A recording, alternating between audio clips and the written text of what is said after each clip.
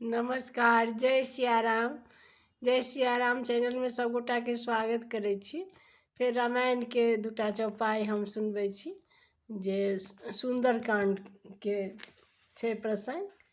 हनुमान जी जखन एलखिन हँ तऽ जामवंत जी भगवान से सुना रहल छथिन। पवन तनय के चरित सुहाए, जामवंत रघुपति सुनाए।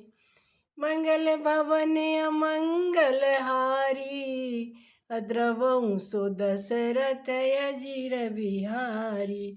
सुनत कृपा निधि मन अति भाए, अपुनि हनुमान हरषि लाए।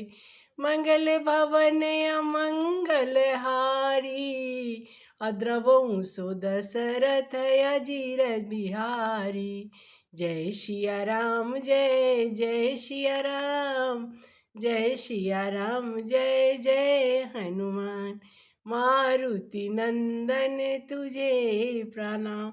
अर्थात जे पवन तनय के जे चरित छनि हनुमान जी के एतेक बढ़िया छनि से जामवंत जी श्री रघुनाथ जी से सुनेलखिन हँ से प्रसंग है। आ भगवान सुनि कऽ अति मन बहुत आनंद भेलखिन आ हनुमान जी के हृदय से लगा लेलखिन हँ। तो रामायण के चौपाई बहुत सुंदर सुंदरकांड के सुने जाओ। जय सिया राम, हर हर महादेव।